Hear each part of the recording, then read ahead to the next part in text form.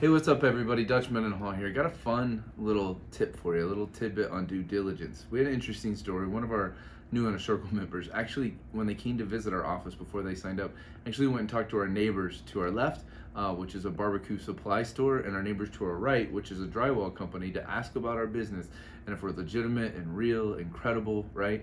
And I think that's a piece of due diligence, but I think that's a little bit like saying, like, I got a globe and now I know the world, right? The reality is let's talk about due diligence and how you actually do diligence on a company.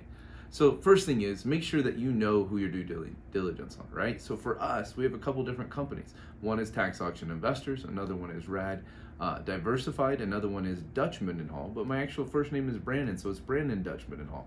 All of these different variations are things you should be Googling, you should be searching, right? You should be finding out if there's any information, and you should put each of those names in, and you should put reviews, you should put each of those names in and put complaints, right? Now, just because there's one or two complaints about a business doesn't mean it's not an incredible, great business, right? With us, we have something from, I think, 2012 with a customer that actually wasn't even a customer of ours, was a customer of a friend of ours, and they complained, and so that exists out there on the interweb. Ooh, right?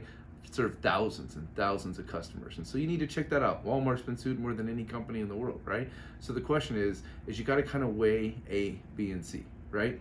If someone's just getting into business for the first time and they have a bunch of complaints, you should be really concerned. If someone's in business a really long time and they have 1, 2, or 3 complaints, then that should make a lot of sense to you. But here's another one: is the company actually registered? What I'm talking about is an education or real estate education company. We're registered with Edgar, right, under Rad Diversified, a real estate investment trust. So we've taken it to a level beyond what the average everyday flipper or wholesaler or subject to does. And so we've taken it to a whole nother level. But you can research and you can find that information. Also, you can take the properties that people are putting out there all the time and you can do some research on those, and you can look at the title on those properties and see that legitimately they did that deal and transaction. Then I would take testimonials, right? Every company has testimonials, but how many testimonials they have? One of the things you have to pay attention to are companies that have 1, 2, or 3 testimonials and they look like stock testimonials, or they only have written testimonials and no video. For us, we have hundreds of video testimonials of our investors we've made money with over the years.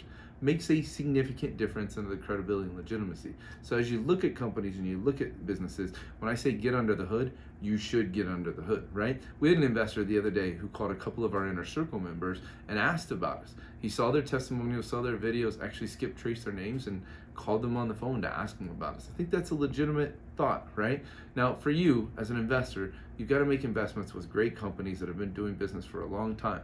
Richest Man in Babylon says, look, invest with people with a track record, history of success. Well, that's what you got to do your due diligence.